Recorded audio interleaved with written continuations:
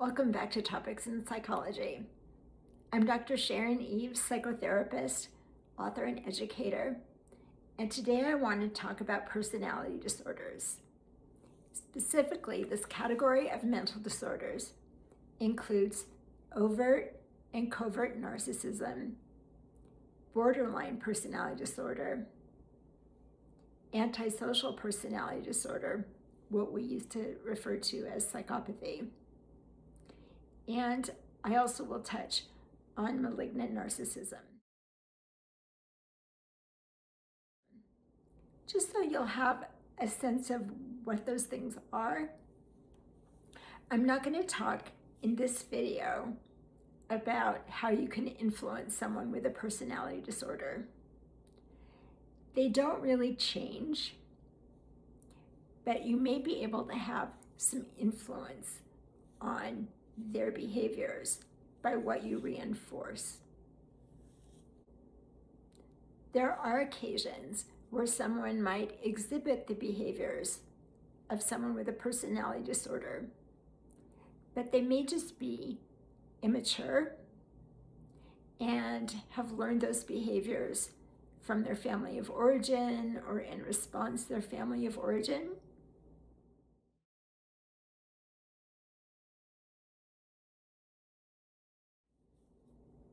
So what personality disorders have in common is that they are the most important or the only important person in the room.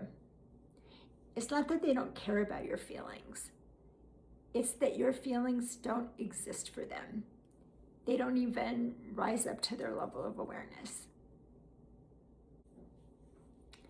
They will consider your feelings when it serves them, where your feelings become a way to manipulate you to get what they want.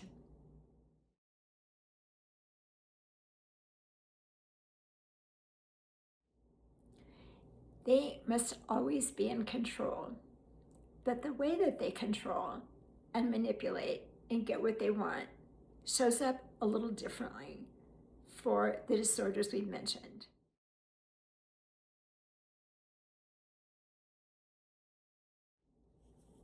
The overt narcissist is grandiose, insists that all the attention be on them because they are so magnificent, and it's your job to serve them. Otherwise, they'll punish you if you're not giving them that attention.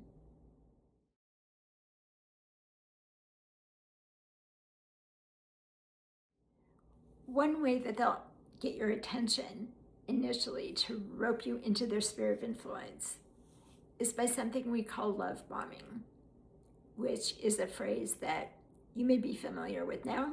20 years ago, people weren't talking about it. But what love bombing is showering you with praise, making you feel like you're the most amazing person in the world. But it's not that they care about you.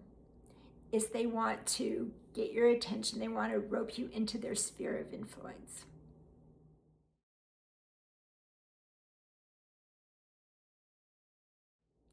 The covert narcissist is a little bit different than the overt narcissist. The goal is the same, is for them to have all the attention on them. And their way of doing it is, instead of appearing magnificent and grandiose and aren't they the best thing ever, they use a way of being self-deprecating, putting themselves down. Oh, poor me. Or I'm not very good at this. So you'll step in and tell them, oh yeah, you are good at that.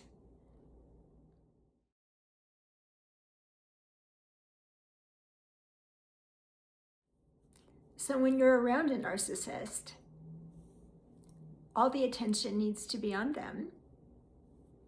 When they walk into a room, my experience has been they just suck all the air out of the room. So when you're around a narcissist, you may be hypervigilant to make sure that you're giving them the adequate amount of attention so they don't get upset with you. So the walking on eggshells feeling is very stressful.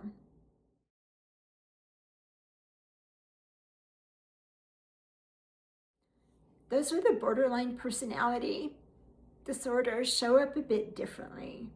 Yes, they want attention. Yes, they want you to serve them. But the flavor's a little bit different. They're the victim and you're the victimizer. So you always owe them. If you give them a lovely gift, they'll appreciate it for a nanosecond, and then they'll be back wanting more. You have to continually feed them. And if you don't, they're very likely to become enraged at you, call you names, say the cruelest things that they can possibly think of, to shame you, to scare you into getting back into your position as the servant to the victim, which they are, and you're the victimizer.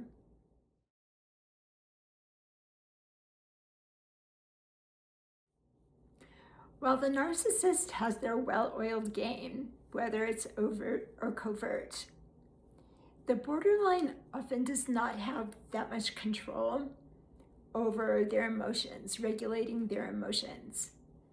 Whereas the narcissist will just be clever and figure out what works with you, shaming you or whatever to get what they want. The borderline can just blow up, and their rage can be terrifying. It's like a rage that comes from deep inside of them, and it's daunting to be around. So with that person too, you end up walking on eggshells and being really careful.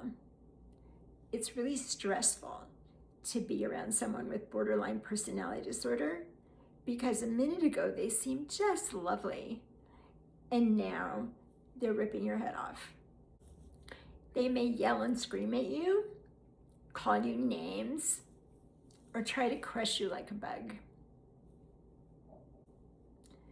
They intend to scare and bludgeon you until you know what your role is, which is to keep feeding them whatever they want in the moment.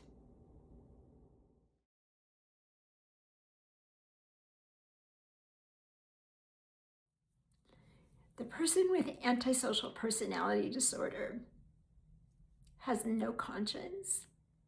They can murder you and justify it. They can punch you and you'll be lying there bleeding, and they'll just tell you that you deserved it. They lie, cheat, and steal with impunity. I remember maybe 45 years ago, I was working in a psych hospital on the adolescent unit, and there was a 16-year-old young man who was on the unit, and the reason he was there was probably, it was either that or jail, because he beat someone bloody. And when he was telling me about it, how he was like stomping on this guy, he just thought it was a great story. I thought it was appalling and frightening, but it tells you a bit about what was going on with him.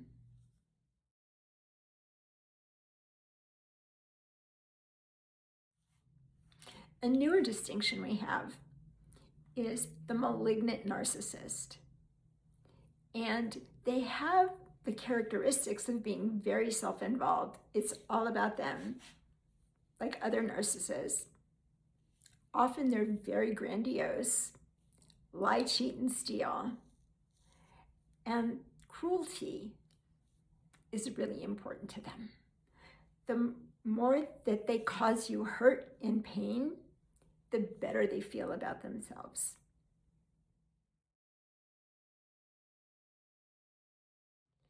They always want something special, that extra little bit that you don't give to anyone else. Some 40 years ago, I had a client who came in the late afternoon, and she asked if I could please move everyone on that day of the week to be 15 minutes later so that it would be easier for her to get there from work. They want something special. There was another example I have of a borderline. It was the holiday time, and I was off of work for a couple of weeks.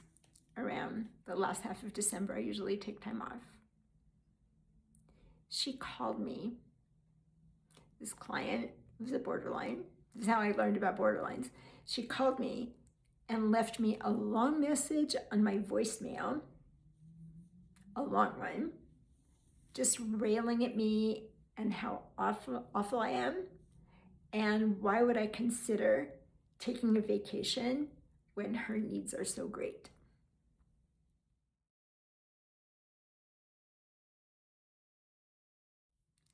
So when they're telling you about all their problems and how you're the only one they think who can fix them, yes, it's a setup to fail, because the borderline has two speeds. They'll elevate you when you're doing what they want. You just walk on water. You're the best they've ever met. And then as soon as you stop giving them exactly what they want, they will berate you and make you feel like you're completely worthless.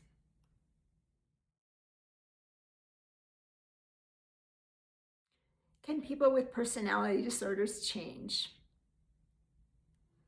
I don't think they can change in a fundamental way, because they take no responsibility for what they do. It's always someone else's fault, right? They could be beaten up and abused and yelled at or devalued. I want to say something about vulnerability to people with personality disorders.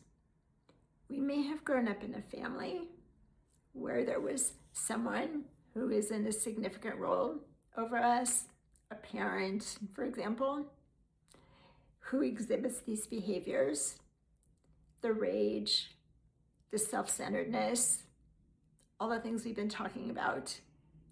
And if you've grown up with that, you may have a sense that that's normal, that that's how healthy people act. It may be normal in that there may be a lot of people who do that, but it's definitely not healthy. And so you want to check in with yourself. This is why learning about personality disorders is really helpful, so you can identify what might be going on with a person who leaves you feeling scared or terrible about yourself.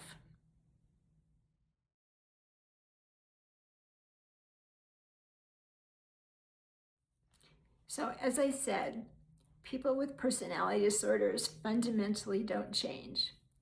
If you do find yourself in a relationship, maybe a family member, or you're married to someone who has a personality disorder, there are some things that you might be able to do to modify their behavior a little bit. And that might be really meaningful for you. So I'll be talking about that in the upcoming video. Thanks for coming and learning about this.